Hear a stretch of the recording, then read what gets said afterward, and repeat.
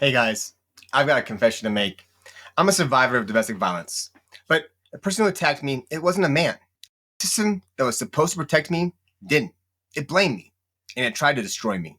It's October, Domestic Violence Awareness Month, and you're about to see a tidal wave of propaganda telling you simply that the story that this is men are abusers and women are victims. Today, I'm going to tell you the truth.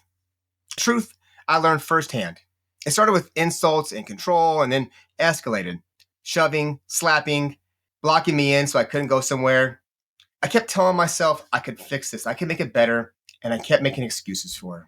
But then the final night came when it all exploded. It was on a trip and in a hotel, and we had been out having a good time. And it ended badly, and I left and came to the hotel and I closed my door. And I was convinced to open it up and let her in. And when I did, I was attacked. I was hit. I was yelled at, punched, and blocked into the bed. And I finally made my way out. And when I did, yelling came down the hallway and stepped with me and told me I was going to be the one going to jail. And I sat down in the lobby of this hotel. My phone had died, and I had no coverage. It was wintertime.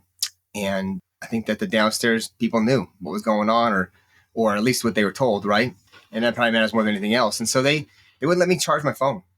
I was stuck sitting there with no phone to charge. And I sat around the corner and I contemplated like what was going on in my life right now and what was going to happen. And in this contemplation, I saw the police come in, go up the elevator, come back down, and go outside. And I sat there for a while. I bet I sat there for an hour total. But 15, 20 minutes after they went outside, I sat there and it was like, okay, I get to go face this because I know what's going on. And I know they're here for me.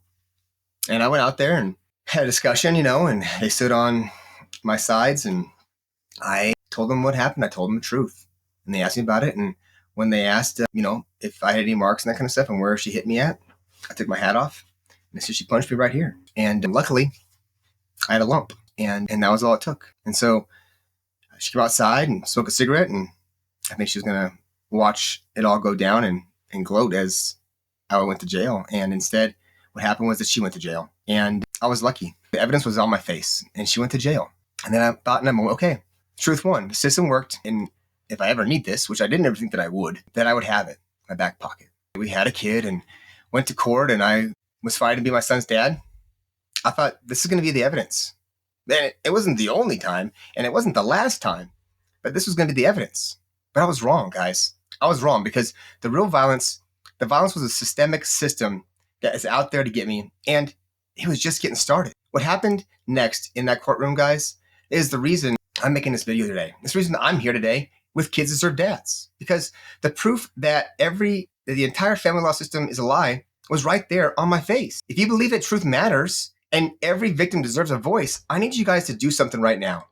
I need you to go and subscribe on this channel because this channel is going to keep making more videos like this, bringing the hard conversations and helping this world be a better place because our kids deserve dads and they deserve the best dads they can be. And I'm committed to being that for myself and supporting each and all of you, having it for you. And so I walked into that courtroom with my documentation showing that I was a victim of assault. And I thought, I'm going to get justice. But I was made out to be the villain.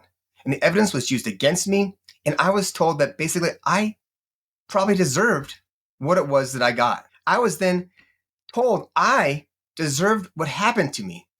And so I went to court and I pled my case. And I wanted to get just half the time. I didn't want to take it from being a mom. I wanted half the time. But the court used it against me repeatedly, over and over again. We had multiple chances to have this stuff be heard and be used. But it didn't matter because it wasn't the story they wanted to tell. It wasn't what they wanted to hear. And I went to law school during this whole thing. My law professor was staunchly against what I was about. Men are victims. No, men are abusers.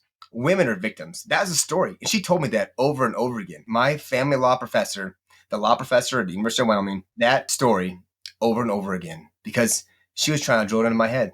And that's what they tell us. I mean, parental alienation in the law textbooks, a paragraph saying that it's not real. And we all know that it is real. And we all know guys who are victims of this. And more importantly and horribly, we know kids that are victims of this. And so I was abused in court. I was abused physically, abused in court, abused in law school. And then I get out and I'm still abused. It's terrible. So guys, this is a problem. But in that moment that I was in court, going to law school, I didn't see myself as a victim. And the court didn't see me as a victim. They saw me as a man. My professor, she saw me as a man. And in their world and in the world, as they put it right now, a man can't be a victim. A man is only the abuser. You can only be a perpetrator if you're a man.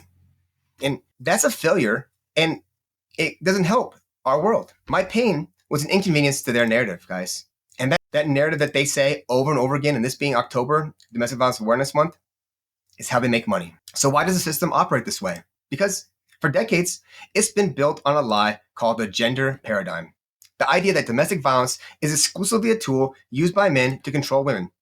It's a political ideology, not a scientific reality. It's the lie that allows lawyers to profit from conflict because an allegation of abuse is the fastest way to get a father thrown out of the home and away from his kids, racking up endless billable hours, and then you are guilty until proven innocent. And you got to go to court and you got to prove yourself. And if you don't, you just don't get to be a dad to your kids, and your kids don't get to have you as a dad. And you could have done absolutely nothing. And often, that's probably the case. But this is the lie that fuels an entire industry built on the destruction of families. But what happens when you look at the actual science, guys? What does the science say? Because for decades and decades now, study after study has shown a reality that the system refuses to acknowledge. When violence in a relationship is one-sided, that means one person attacks the other person and the other person does not retaliate. That person overwhelmingly is women, far and above. And it's been studied over and over again. I think in 84 and in the mid 2000s. And then again, a landmark case done in 2024, over 18,000 people were studied. And they found that when one person attacked another and only one person attacked, over 70% of the time, it was a woman. That's a massive review of dozens and dozens of studying, confirming again that women-only violence is nearly twice as common as male-only violence. And I think that when you look at just like lesbian couples, they have significantly overwhelming amounts of domestic violence inside those things. So it's not a secret that these places don't know. It's been proven repeatedly, but the system knows it, and the system doesn't care. Because acknowledging that would dismantle this entire business model that they've built. And so because of that, I walked out of that courtroom and just had enough, and I was done. So I went to law school, I graduated law school. I worked to be the solution, and I wanted to go and be the solution within the system. Because how else could I beat it the best way? Be in there, be involved, see this stuff in real life, help bring the change, because these people and this system really wants to do its best. But guess what? I was blocked, guys. They did not want me. The story and business they like it way too much. And they will stop at nothing to maintain this cash cow they got. Well, I'm done, guys. I'm done being a victim. Winners define themselves by what they make happen. Victims define themselves by what happens to them. And it's your call. I made a call. And I decided to be a winner and be responsible for results I have in my life. And that's why I founded Kids That Serve Dads. And that's why we are building a house of hope right here in Rapid City, South Dakota. This is a place where the system can't stop us. No matter what, the system doesn't want to make homes for men who are victims of domestic violence. Well, guess what? I'm going to make a sanctuary for male victims of domestic violence and their kids right here, Rapid City, South Dakota. It's a place where guys can go and get legal help to heal, to rearm these good men and grow from where they've been beat down to into the fathers they were meant to be to raise their kids right. This is where you guys come in, because especially the men who have gone through horrors of family court and want something different for themselves and for their kids. You are the builders, the fighters, the men who run towards the fire. And guys, this is the fire. And I'm going to ask you right now to do something else. Go join the Proving Grounds. I got the link down below. Let's become the best we have ever been together. We do tons of stuff within the Proving Grounds. We do morning calls where we work on things like building our schedules and building our plans for the whole entire week, setting intentions for the day, and then celebrating each other and having a community of guys to do it. And then we do meal prepping on Sundays. So we get together and we plan.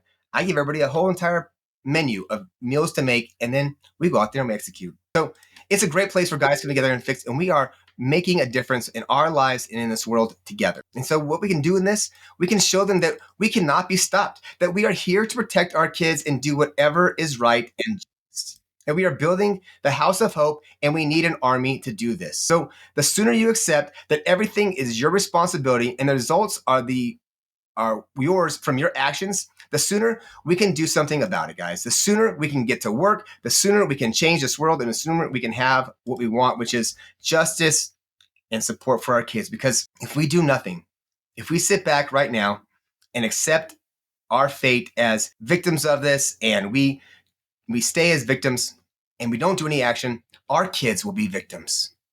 And I don't know about you. I don't know about you and where you stand at, but I can't sit here and look at my son 15 years from now going to family court, being in the same spot that I'm in and going, Dad, did you know about this?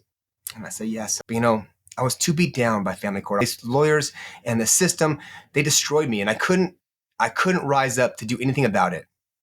And maybe I can't change it. But you know what? My son will not know. Me as not going and trying.